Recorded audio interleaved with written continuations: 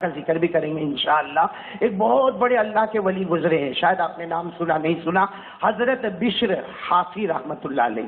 کیا نام بولو؟ حضرت بشر رحمت اللہ علیہ، ان کو کہتے ہیں حضرت بشر حافی رحمت اللہ علیہ۔ یہ ایسے زبردست اللہ کے ولی، لیکن جب ان کی جوانی کا دور تھا بہت بڑے شرابی، یعنی دارو کا پینا، جوا کا کھیلنا، یہ بعد میں اللہ کے ولی بنے، مگر جوانی کے دور میں یہ شراب، کباب، شواب ایسا معاملہ تھا۔ لیکن ان کا پریورتن کیسے ہوا، ان کی زندگی میں انقلاب کیسے آیا؟ ایک آدمی جو غلط راستے پر ہے پھر وہ صحیح راستے پر کیسے آتا ہے؟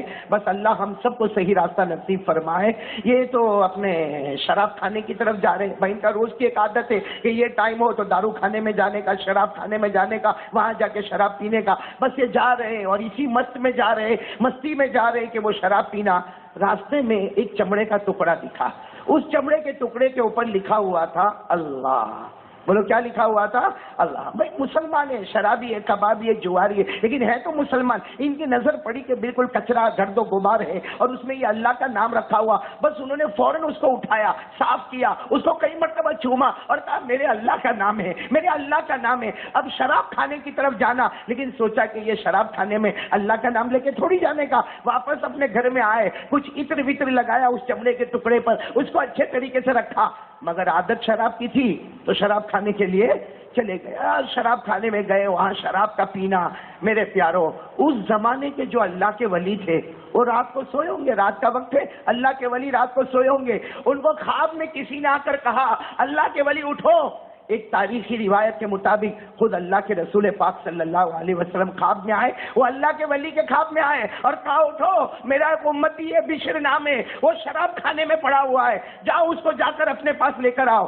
وہ اللہ کے ولی رات کو چلے، وہ شراب کھانے کے پاس چلے۔ بھائی شراب کھانے کے پاس کوئی اللہ کا ولی جائے اچھا نہیں لگتا۔ دروازہ کھٹکھٹایا، اندر سے جو ذمہ دار تھا اس نے کہا بھائی یہ تو شراب کھانا، تم اللہ کے ولی، تمہارے چہرے پر داڑھی شریعت کا نور ہے، تم یہاں میں کھانے میں، یہ شراب کھانے میں تم کیا کرو گے؟ کہا اندر ایک بشر نام کا آدمی ہے، ایک بشر نام کا آدمی ہے، اسے بلا لو، بس اس کی ملاقات کرنا ہے، ملاقات کر کے چلا جاؤں گا۔ تو اندر گئے تو بشر تھوڑے مست تھے، تھوڑا نشہ تھا، لیکن کسی طرح ان کو پتا چلا کہ کوئی ملنے کے لیے آئے ہیں، اور دھیرے دھیرے لڑکھڑاتے ہوئے آئے اور آ کر اللہ کے ولی کو تھوڑا پہچانا۔ کہا تم اتنے بڑے اللہ کے ولی یہاں شراب کھانے میں مجھے ڈھونڈنے کیوں آئے؟ کہا اللہ کے ولی نے کہا آج تم نے کیا کام کیا؟ کیا تم نے اللہ کے نام جو تم کو ملا اچھے طریقے سے گھر میں رکھا؟ تو کہا ایسا ہوا، آتے وقت میں ایسا ہو گیا، میں نے وہ اچھے طریقے سے نام رکھ دیا اللہ کا۔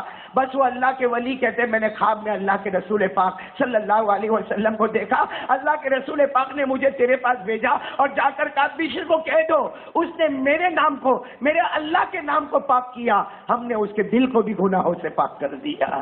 بس اتنا سننا تھا کہ بس وہ جیسے حضرت بشر نشے کی حالت میں سارا نشہ ختم ہو گیا اور ایک محبت آ گئی، سیدھے اللہ کے ولی کے گلے لگ گئے۔ کہا میں اتنا گنہگار، اتنا شرابی، اتنا کبابی، اتنا جواری، اور اللہ میرے ساتھ اتنا رحم کا معاملہ کرتا، میں نے تو صرف اللہ کے نام کو اچھے طریقے سے رکھا، اللہ نے کہہ دیا آج تو نے میرے نام کو پاک بنا کے رکھ دیا، میں نے تیرے دل کو بھی گناہوں سے پاک کر دیا۔ اس کے بعد میں یہ اللہ کے ولی کے پاس آئے۔ آج جہاں جہاں بڑے بڑے اللہ کے ولیوں کے نام آتے ہیں وہاں حضرت بشر حافی کا بھی نام آتا ہے، اور ان کو کہتے ہیں حضرت بشر حافی۔ حافی کیوں کہتے؟ کبھی انہوں نے جوتے نہیں پہنے، یعنی اللہ سے کیسی محبت ہو گئی، اللہ سے کیسا تعلق ہو گیا، اللہ سے کیسی محبت ہو گئی کہ انہوں نے کبھی جوتے نہیں پہنے۔ کوئی ان کو کہتا بھی تھا کہ آپ گھر سے لے کے مسجد تک جاتے ہو، بھائی ان کا گھر تھا، ان کی مسجد تھی، خانقاہ تھی، آپ وہاں پر جاتے ہو، چلچلاتی گرمی ہوتی ہے، آپ جوتا تو پہنو۔ ایک ہی جواب دیتے تھے میرے خدا نے جو زمین بنائی ہے اس زمین پر میں جوتے کیسے لے کے جا سکتا؟ یہ زمین تو میرے اللہ نے بنائی ہے، الذی جعل لکم الارض فراشا، اللہ نے یہ زمین کو بچھونا بنایا، اللہ جو بچھونا بنائے مجھے شرم آتی کہ میں اس پر جوتے لے کر جاؤں۔ اور آپ کو معلوم ہے بڑا عجیب معاملہ، ان کا جو گھر تھا اور ان کی جو خانقاہ تھی اس راستے کے درمیان سے، بھائی وہ زمانہ تھا انسان بھی گزرتے، جانور بھی گزرتے، لیکن جب تک یہ ان کا گھر اور ان کی خانقاہ اور جو درمیان کا راستہ تھا کبھی کسی جانور نے وہاں پر ناپاکی نہیں کی، کبھی کسی جانور نے وہاں گوبر نہیں کیا، کبھی کسی جانور نے وہاں پیشاب نہیں کیا، اس لیے کہ اللہ نے جانوروں کو بھی بچایا. یہ راستہ میرے ولی کا راستہ ہے. ایک مرتبہ ایک شخص وہاں سے آئے اور دیکھا کہ کوئی جانور وہ راستے پر پیشاب کر رہا ہے. وہ جو آنے والا تھا وہ زور سے چیخا اور چیخنے کے بعد کہا میرے کو لگتا ہے بشر کا انتقال ہو گیا. سب نے کہا تجھے کیسے معلوم؟ کہا یہ راستے پر آج تک کوئی جانور نے پیشاب نہیں کیا تھا. کہ پیشاب کرنے کا مطلب ہے کہ وہ اللہ کے ولی کا راستہ اب ختم ہو گیا. ابھی تو یہ آدمی کہہ رہے تھے کہ وہاں اعلان ہوا اللہ کے ولی بشر کا انتقال ہو گیا ہے. تو میرے پیارو یہ اللہ کی طرف سے رحمت ہے. ہم بھی توبہ کریں نا اللہ کے سامنے. بولو کریں گے نا انشاءاللہ؟ نہیں سب بولو کریں گے انشاءاللہ. اور ابھی مولانا بیان کریں گے. میں صرف اتنی بات بتا دوں، ہم لوگ جو آئے ہیں وہ یتیم خانے میں آئے ہیں، اور یہ آنے والی اتوار کو 31 تاریخ کو انشاءاللہ بڑے بڑے علماء اور بڑے بڑے لیڈر حضرات یہاں پر آئیں گے، اور یہ 100 سال اس یتیم خانے کو پورے ہوں گے. ہم سب مل کے، آج بہت سارے علماء یہاں بیٹھے ہیں، ہم سب مل کے دعا کریں اللہ یہ یتیم خانے کا صحیح کفالت کرنے والا ہم سب کو بنا دے. بھائی یہ یتیم جو ہے نا، یتیم ایک صحابی آئے اور آ کر کہا اللہ کے رسول میرا دل بہت سخت ہے، میرا دل بہت سخت ہے، میں بہت گناہ کرتا، میرے کو کسی کے اوپر رحم بھی نہیں آتا. اللہ کے رسول کچھ ایسا علاج بتاؤ کہ میرا دل نرم ہو جائے. ہمارے نبی نے فرمایا اللہ کی قسم اگر دل نرم کرنا چاہتا ہے کسی یتیم کے سر پہ ہاتھ پھیرا کر اللہ تیرے دل کو نرم کر دے گا. میرے دوستو یہ یتیم کی جب بات آئی ہے تو ایک واقعہ میں سناؤں، یا واقعتاً عقل کو ہلا دینے والا واقعہ ہے. اس لیے کہ یہ یتیم جو ہے نا، یتیم جس کے باپ کا انتقال ہو گیا ہو.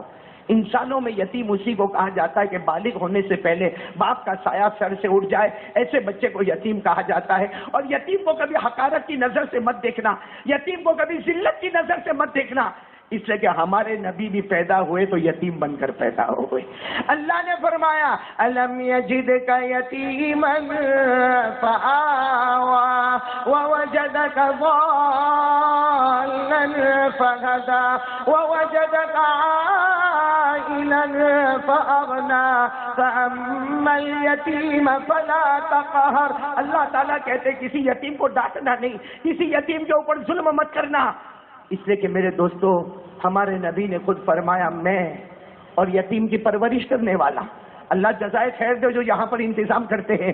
ہمارے نبی نے فرمایا میں اور یتیم کی پرورش کرنے والا کہاتین وہ قیامت میں ایسے کھڑے ہوں گے جیسے یہ دو انگلی ملی ہوئی ہے. ویسے اللہ کے رسول فرماتے میں اور یتیم کا پرورش کرنے والا ہم دونوں ایسے کھڑے ہوں گے. اور آج آپ کو جو واقعہ بتاؤں ہمارے دل کو ہلا دیتا ہے. میرے دوستو ہمارے نبی کا رحم اور کرم کتنا پیارا تھا، کتنے رحم اور کرم کرنے والے. آپ کو معلوم ہے ایک مرتبہ ہمارے نبی بیٹھے، بولے ایک مرتبہ ہمارے نبی صحابہ کرام کا مجمع بیٹھا ہے، اس میں ایک صحابی روتے روتے آئے. سب نے اس کی طرف دیکھا، بھائی اتنے جوان آدمی روتے روتے آئے، سب نے دیکھا، کہا اللہ کے رسول میرا بیٹا گم ہو گیا ہے، اللہ کے رسول میرا بیٹا گم ہو گیا. اور وہ باپ جانتا ہے جب اس کو پتا چلے کہ میرا بیٹا گم ہو گیا تو باپ کے اوپر کیا گزرتی. وہ صحابی روتے روتے آئے کہ میرا بیٹا گم ہو گیا. تو ہمارے نبی جیسے ہم لوگ ہوتے ہیں نا، ہمارے نبی نے پوچھا بھائی کیسا دکھتا تھا، عمر کتنی تھی، کلر کیا تھا، وہ کپڑا کیسا پہنا تھا. ہمارے نبی نے سب پوچھا. ایک صحابی وہاں بیٹھے تھے، کہنے لگے یہ لڑکا تو میں دیکھ کر آیا ہوں، یہ لڑکا تو میں تو وہ باپ تھے نا. کہاں دیکھا؟ کہا میں فلاں گاؤں سے آیا، وہاں ایک محلے میں سارے لڑکے کھیل رہے، وہاں یہ ایک طرح کا لڑکا بھی کھیل رہا، مطلب تمہارا لڑکا وہی ہے. بس وہ جو باپ تھے نا ان کو پتا چلا کہ میرا لڑکا تو ہے، مل گیا ہے. ارے گھر میں کسی نے کھانا نہیں کھایا اور میرا لڑکا تو مل. وہ دوڑنے لگے. اللہ کے رسول نے رکا دیا، کہا ٹھہرو، دیکھو تمہارا لڑکا تو مل گیا ہے. بولو ہمارے نبی نے کیا فرمایا؟ تمہارا لڑکا مل گیا ہے. اور اس وقت تمہارے دل میں بیٹے کی محبت ہے. تم جب جاؤ گے وہ میدان میں جاؤ گے، وہاں بہت سارے لڑکے کھیلتے ہوں گے، تم وہاں جا کر یہ مت کہنا آ جا میرا بیٹا، آ جا میرے سینے سے لگ جا، اے میرا بیٹا میں تو کھانا بھی نہیں کھایا، اے بیٹا میں تو پانی بھی نہیں. وہاں جا کے یہ سب مت کرنا. جا کے اس کے نام سے پکارنا، اس کے نام سے پکارنا، اس کو اپنے پاس بلا لینا. گھر جا کے جتنی محبت کرنا ہو اپنے بیٹے سے کرنا، لیکن وہاں یہ محبت مت کرنا. وہ صحابی کہتے وہاں کیوں نہیں کروں؟ ہمارے نبی نے فرمایا ہو سکتا کھیلنے والے لڑکوں میں کوئی یتیم لڑکا بھی تو ہوگا، وہ کھیلنے والے لڑکوں میں کوئی یتیم لڑکا بھی ہوگا. جب وہ دیکھے گا کہ ایک باپ آتا ہے اپنے بیٹے کو گلے سے لگاتا اور میرا بیٹا میرا بیٹا میرا بیٹا میں کھانا نہیں کھایا، میں پانی نہیں پیا، وہ یتیم کا دل دکھے گا کہ کاش کہ میرا بھی باپ ہوتا اور میرا باپ بھی مجھے اس طریقے سے لے کر جاتا۔ تو میرے دوستو اب بتاؤ ہمارے نبی سے بڑھ کر رحمت والا کون ہوگا؟ کیسے یتیم کا خیال کیا، اور ہمارے نبی کی رحمت کا واقعہ بتا کر ایک یتیم کی بات بتا کر بات ختم کروں۔ میرے دوستو مکہ میں ایک عورت ہے، بولو مکہ میں ایمان نہیں لائی، ساتھ میں بولو ایمان نہیں لائی، لیکن بیوہ عورت ہے، شوہر کا انتقال ہو گیا ہے، 8 سال کا بیٹا ہے، بولو بیٹا کتنے سال کا؟ 8 سال کا وہ بیٹا ہے۔ وہ ماں کو اب بیٹا 8 سال کا ہو گیا، ہوش میں آ گیا، وہ ایک مرتبہ کہے ماں سمجھ میں نہیں آتا، روزانہ تو ایک ہی کپڑا پہنتی ہے اور وہی میلا کچیلا گندا کپڑا پہنتی ہے، ماں ساری عورتیں کتنے اچھے اچھے کپڑے پہنتی ہے، ماں جب سے میں نے آنکھوں کو سنبھالا، ہوش سنبھالا، میں تو تجھے بس وہ 1-2 کپڑے دیکھتا ہوں، وہ 1-2 چادر تو اوڑھ کے رہتی ہے، ارے وہ میلی کچیلی گندی ہو گئی۔ تو ماں نے بیٹے کو گلے لگا لیا، کہا بیٹا میں بیوہ عورت ہوں، تو یتیم بچہ ہے، میں تھوڑا بہت کماتی ہوں، تیرا پیٹ بھرتی ہوں، میرا پیٹ بھرتی ہوں، تیرے کو اچھا اچھا کپڑا پہناتی ہوں کیونکہ تو میرا بیٹا ہے، اور میں تو جیسے ویسے زندگی گزار لوں گی۔ وہ بیٹا کہتا نا ماں تیرے کو بھی اچھے کپڑے پہننے کا۔ ماں نے کہا بیٹا پیسے ہی نہیں کہ میں اچھے کپڑے میرے واسطے خریدوں۔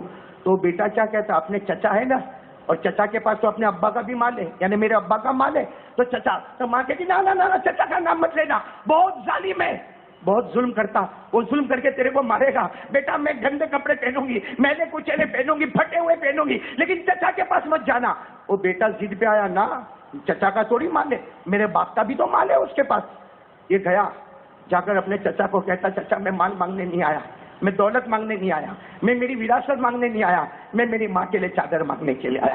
میری ماں زمانے سے ایک ہی طرح کا کپڑا پہنتی ہے اور میلا کچیلا پھٹ گیا، میں میری ماں کے کپڑا مانگنے کے واسطے آیا۔ اور چچا نے جو مارا مارا مارا، کہا تیری ماں ننگی رہے، وہ ہم کو چلے گا مگر پیسہ مانگنے یہاں مت آنا، چادر مانگنے مت آنا۔